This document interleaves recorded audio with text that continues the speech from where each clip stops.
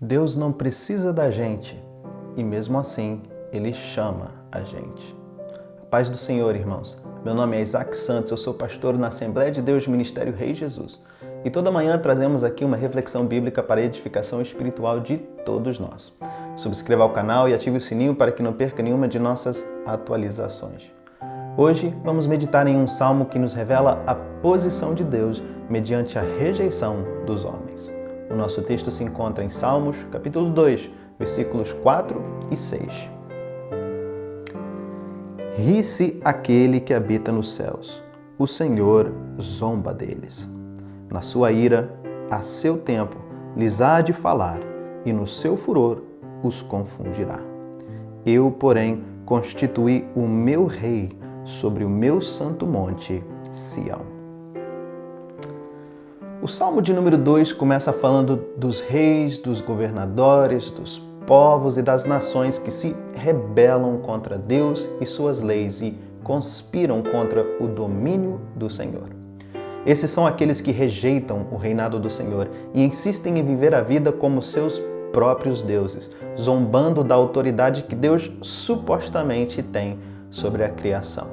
Esse salmo, um dos primeiros salmos da Bíblia, pinta uma imagem muito diferente de Deus do que aquele que às vezes é erroneamente propagado nos dias de hoje. Aqui a Bíblia não nos apresenta um Criador que necessita que sua criação o aceite, como se a rejeição do homem de alguma maneira diminuísse a Deus. Não é Deus que precisa do homem, é o homem que precisa de Deus. Vemos isso claramente na resposta de Deus mediante a rebelião das nações. A palavra nos diz que ele ri-se e zomba deles. Deus ri porque ele sabe que, por mais que o homem queira fingir que Deus não existe, e por mais que o homem blasfeme contra o nome dele, o reinado dele está seguro e já foi estabelecido em Cristo Jesus. Nada irá abalar esse reino. Horace Greeley, o editor do New Yorker e do Tribune, um dos maiores jornais do século XIX, certo dia se deparou com um homem na rua que lhe disse: "Senhor Greeley, eu cancelei o seu jornal." Greeley respondeu a ele: "É uma pena," e foi-se embora. No outro dia, o Sr. Greeley encontra o homem de novo e então diz a ele: "Eu pensei que você cancelou o Tribune." E o homem responde: "Eu cancelei." Greeley diz: "Então deve ter algum erro. Acabei de voltar do nosso prédio e as prensas continuam a funcionar. Os compositores estão trabalhando e a empresa continua da mesma forma hoje que estava ontem." "Ah," respondeu o homem meio sem jeito, "eu não quis dizer que eu cancelei o jornal inteiro, só cancelei a minha cópia." Irmãos, Deus chora por cada alma perdida. Ele nos ama e deseja nos salvar. Mas muito se engana quem pensa que o reino de Deus vai parar por causa da rebelião deles. Por mais que o homem finja que vive em um mundo sem Deus, o reino de Deus permanece. As suas leis permanecem, a sua palavra permanece.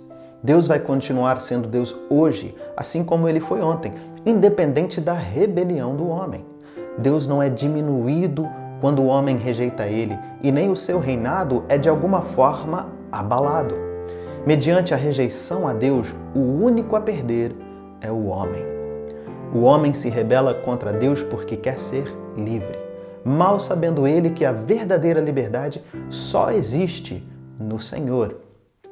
Agora, o mesmo salmo que nos traz essa realidade também nos traz boas novas. Esse reinado inabalável é um reinado de misericórdia. Deus está pronto para perdoar todos aqueles que se rebelaram contra ele ao escolher o caminho do pecado e da morte.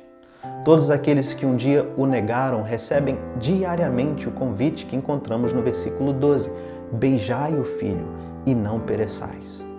Um beijo nas Sagradas Escrituras, entre tantas outras coisas, nos fala de reconciliação.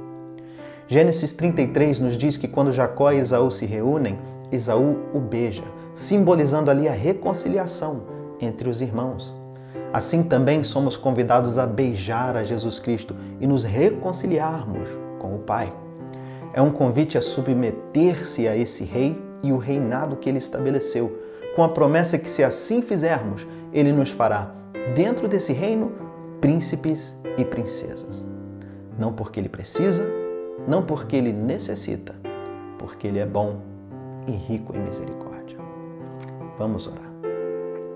Senhor Jesus, queremos Te agradecer porque um dia o Senhor nos convidou para sair das trevas e entrarmos na Sua maravilhosa luz e fazermos parte do Seu reino como filhos e filhas, príncipes e princesas. Obrigado, Senhor, pela Sua misericórdia para conosco. Queremos Te pedir, Senhor, que esta mensagem possa alcançar aqueles que ainda estão presos debaixo do reino das trevas.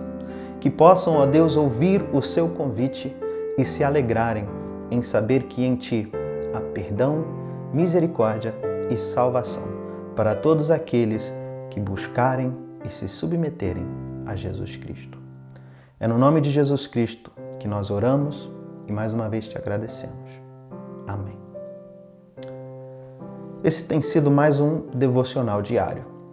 Não se esqueça de curtir o vídeo, deixar o seu comentário e compartilhar nas suas redes sociais, para que a palavra de Deus possa alcançar e edificar mais vidas.